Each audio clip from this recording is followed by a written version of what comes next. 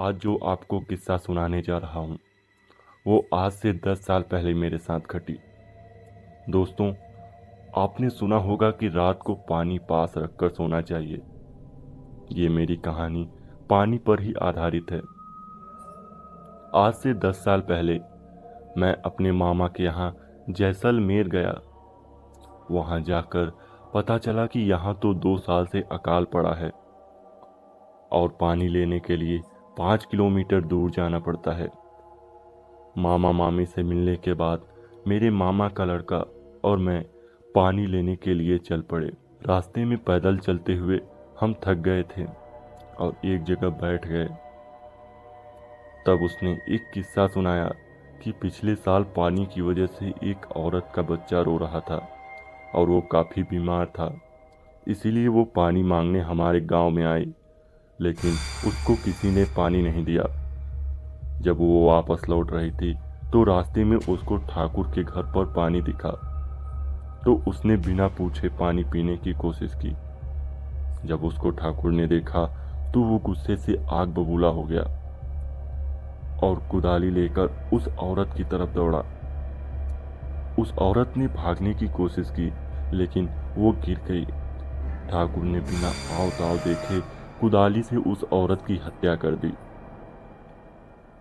उसके एक दिन बाद उस बच्चे की भी बिना पानी के मौत हो गई।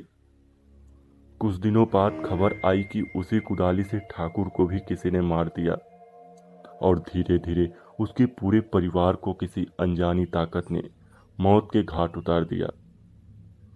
यह किस्सा सुनने के बाद हम दोनों पानी लेकर वापस गांव की तरफ लौटने लगे। हल्का हल्का अंधेरा हो चुका था।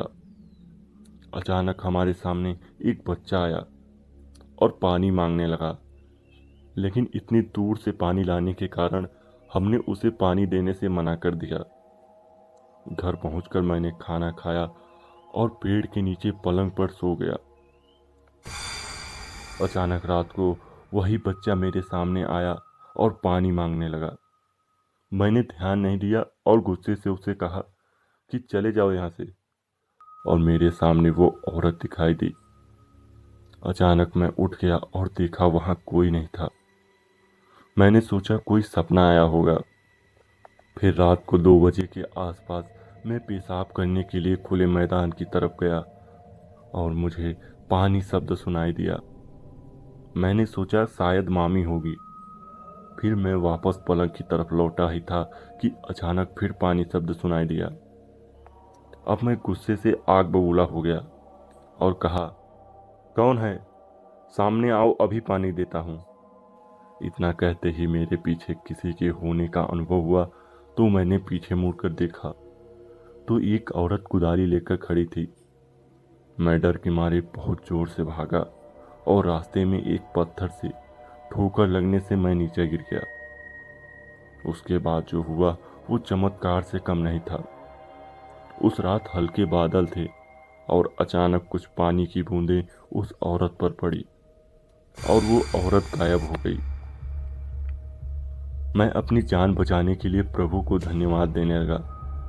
अगले दिन ही सुबह जल्दी 5 बजे मैंने अपने घर मकराना जाने की ठान ली। मैं अपने मामा मामी को बिना बताए निकल पड़ा। स्टेशन पर पहुंचा और बैठे हुए मैंने देखा कि एक बच्चा रो रहा था। मैं घबरा गया, लेकिन वो औरत पास आई और पानी मांगने लगी। मेरे को पानी चाहिए था, लेकिन मैंने अपनी बोतल से उस औरत और बच्चे को पानी पिला दिया। उसके बाद मेरी ट्रेन आ गई और मैं अपने घर पहुंच गया। उसके बाद मैं हमेशा पानी अपने पास रखकर सोता हूँ। मित्रों, आपको मेरा ये अनुभव कैसा लगा? अपने महत्वपूर्ण कमेंट के जरिए बताना ना भूलें।